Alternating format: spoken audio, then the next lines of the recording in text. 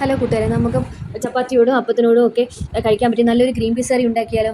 ഇത് തലേന്നേ കുതിർത്ത് വെച്ച ഗ്രീൻ പീസാണ്. പൊട്ടറ്റോ, ക്യാരറ്റ്, സവാള, വെളുത്തുള്ളി, ഇഞ്ചി പേസ്റ്റ്, പച്ചമുളക്. നമുക്ക് ഗ്രീൻ പീസ് കുക്കറിലേക്ക് തട്ടിയിടാം. അതിനുശേഷം നമുക്ക് നേരത്തെ അരിഞ്ഞു വെച്ചിരിക്കുന്ന വെജിറ്റബിൾസ് എല്ലാം നമുക്ക് കുക്കറിലേക്ക് ഇട്ട് കൊടുക്കാം. സവാള, വെളുത്തുള്ളി, ഇഞ്ചി പേസ്റ്റ്, പൊട്ടറ്റോ. അതിനുശേഷം ഇപ്പം ഒരു 1/4 ടീസ്പൂൺ മഞ്ഞൾപ്പൊടി, 1/2 ടീസ്പൂൺ കറി മസാല, 1 ഗ്ലാസ് വെള്ളം, ആവശ്യത്തിന് ഉപ്പുമിട്ട് നമുക്കിത് അടച്ച് ഗ്യാസിൽ വയ്ക്കാം. 2 വിസിൽ കേൾക്കുമ്പോൾ ഓഫ് ചെയ്യാം. അതിനുശേഷം ഒരു ജാറിൽ കുറച്ച് തേങ്ങ ചിരുകിയതും അണ്ടിപ്പരിപ്പും പെരുംജീരകവും ഇട്ട് നല്ലതുപോലെ അരച്ചെടുത്തതാണിത്.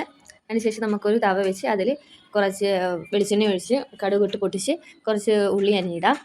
അതിനുശേഷം അത് നല്ലതുപോലെ മൂത്ത് വന്നതിന് ശേഷം അതിൻ്റെ ഇടയ്ക്കൂടെ നമുക്ക് നേരത്തെ വേവിച്ച് വെച്ചത് വെന്തോന്ന് നോക്കാം. നല്ലതുപോലെ വെന്തിട്ടുണ്ട്. എന്നിട്ട് നമുക്ക് അത് മൂത്ത് വന്നിട്ടുണ്ട്. അതിലേക്ക് ശകലം 1/2 ടീസ്പൂൺ മല്ലിപ്പൊടിയും 1/2 ടീസ്പൂൺ മുളക് പൊടിയും ഇട്ട് നല്ലതുപോലെ ഇളക്കി ചേർക്കാം.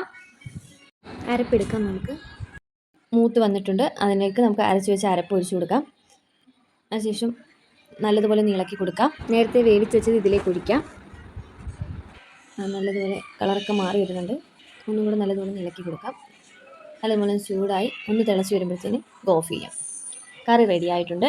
നമുക്കിനി ഇത് ചപ്പാത്തിയുടെ കൂടെയും അപ്പത്തിൻ്റെ കൂടെയൊക്കെ നല്ലൊരു കറിയായിട്ട് നമുക്ക് ഉപയോഗിക്കാം. നല്ല ടേസ്റ്റിയാണ്. എല്ലാവരും ട്രൈ ചെയ്ത് നോക്കണം കേട്ടോ. ഫോളോ ചെയ്യാൻ മറക്കല്ലേ.